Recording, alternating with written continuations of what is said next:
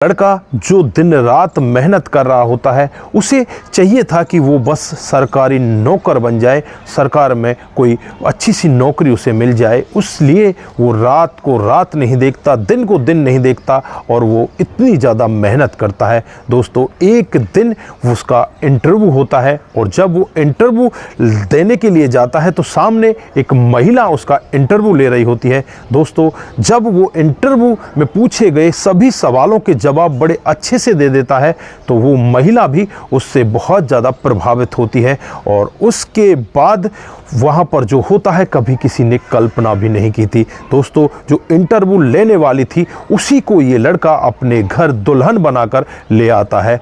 दोस्तों, जब ये पूरा मामला आसपास के लोगों के पास पहुँचता है, आसपास के लोग इस मामले को जानते हैं कि इंटरव्यू लेने वाली को ही दुल्हन बनाकर ले आया, तो ये मामला सोशल मीडिया पर बहुत तेज़ी के साथ वायरल होने लगता है। दोस्तों, क्या था पूरा मामला, किस वजह से ये ऐसा हुआ था और कौन थी ये लड़की? अगर आप भी पूरे मामले के बारे में जानना चाहते हैं तो वीडियो को जरा सा भी स्किप ना करें, लास्ट तक वीडियो को जरूर देखिएगा। आगे बढ़ने से पहले हमारी वही रिक्वेस्ट कि जो हमारे चैनल के साथ नए हैं कृपया करके चैनल को फॉलो कर लें, बेल आइकन को जरूर प्रेस करें। नमस्कार, जय हिंद। आप देख रहे हैं APH न्यूज राहुल रावत के साथ। दोस्तों, आज की जो कहानी आप लोगों को बताने जा रहा हूँ, इसमें एक लड़का जिसका नाम रोहन होता है, अब वो शादी योग्य हो चुका होता है। उसकी उम्र 21 से 22 साल के बीच में हो जाती है।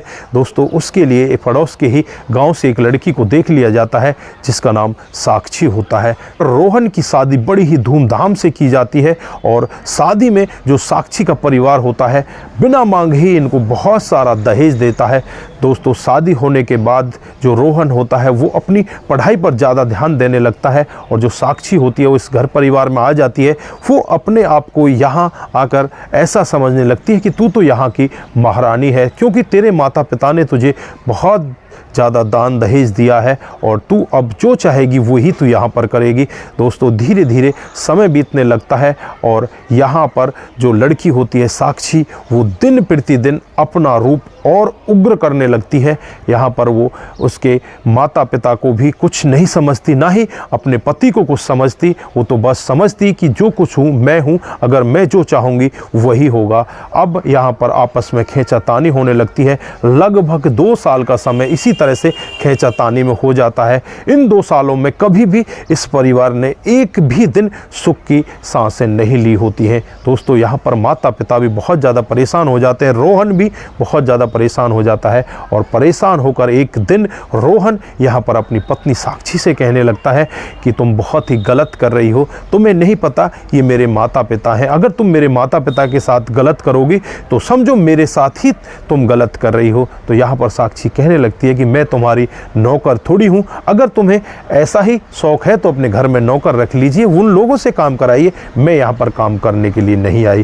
दोस्तों, आपस में रोहन और साक्षी की झड़प हो जाती है। जो साक्षी होती है तुरंत ही अपनी माँ के पास फ़ोन करती है और माँ यहाँ पर अपनी बेटी से कहती है कि बेटी तू क्यों टेंशन लेती है, तू हमारे पास आ जा, मैं तेरे लिए और लड़का देख लूँगी। दोस्तों, यहाँ पर माँ अपनी बेटी के घर को किस तरह से बिगाड़ रही है। बेटी यहाँ पर चुपचाप अपने घर को बिगड़वा रही है।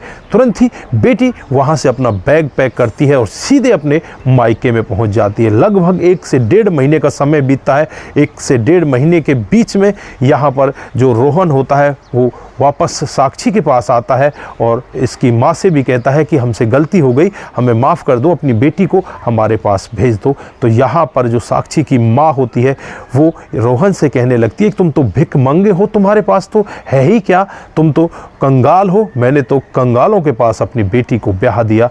अब यहाँ पर माँ की ऐसी बातें सुनकर बेटी का भी जो सीना है बहुत ज़्यादा चौड़ा हो जाता है। हालांकि कभी भी बेटी को ऐसा नहीं करना चाहिए और बेटी भी यहाँ पर अपने पति से कह देती है कि तुम यहाँ से निकल जाओ, नहीं तो धक्के मार कर तुम्हें यहाँ से भगा दूंगी। दोस्तों, उसके बाद ये माँ बेटी नज़दीकी कोर्ट में जाते हैं और वहाँ पर तलाक के पेपर दायर कर दिए जाते हैं।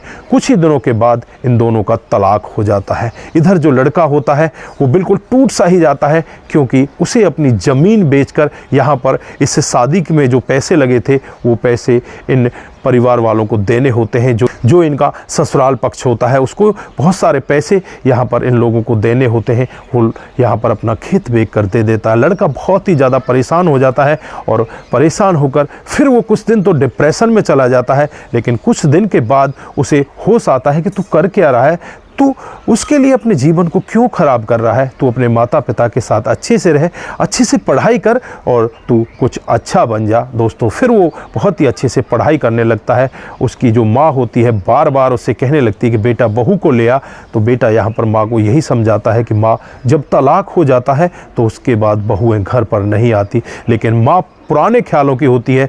वो कहने लगती है कि बेटा शादी ऐसे थोड़ी टूट जाती है, 7 जन्मों का बंधन होता है, शादी को ऐसे नहीं तोड़ा जाता, तू जा और बहू को ले आ, बहू आ जाएगी। बेटा होता है वो माँ से कहता है कि माँ ऐसा कुछ भी नहीं है, जब तलाक हो जाता है तो तलाक के बाद एक दूसरे से वो लोग अलग हो जाते हैं।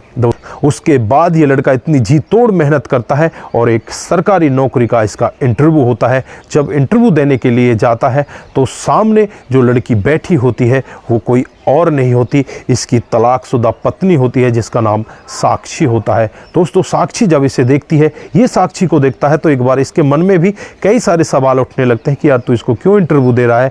लेकिन यहाँ पर इसका काम था, जो साक्षी से कड़े सवाल पूछती है उन सभी सवालों के जवाब ये लड़का बड़े आराम से दे देता है। उसके बाद ये इंटरव्यू में पास हो जाता है और जब ये वहाँ से जाने लगता है तो साक्षी इसका पीछे से हाथ पकड़ लेती है और वहाँ पर इसे कहने लगती है कि रोहन मुझे माफ़ कर दो, मुझसे बहुत बड़ी गलती हुई है। तो रोहन यहाँ पर उससे कुछ भी नहीं कहता। उसके बाद वहाँ से जाने लगता है। साक्षी सब कुछ छोड़ छाड़ कर इसके पीछे चलने लगती है और एक पार्क में ये लोग पहुँच जाते हैं। वहाँ जाकर साक्षी इससे माफ़ी मांगने लगती है और कहने लगती है कि मुझे माफ़ कर दो रोहन, मुझसे बहुत बड़ी गलती हो गई। अगर मैं अपनी माँ की बातें नहीं मानती तो आज मैं ठीक रहती, लेकिन मैंने अपनी माँ की बातों को मानकर बहुत गलत किया है। मेरी माँ मेरे लिए कई रिश्ते लेकर आई, लेकिन वो सभी रिश्ते एक बूढ़े लड़के के थे। 45 साल का वो व्यक्ति था जिसके साथ मेरी शादी मेरी माँ कराना चाहती थी। दूसरा व्यक्ति भी ऐसा ही कुछ था।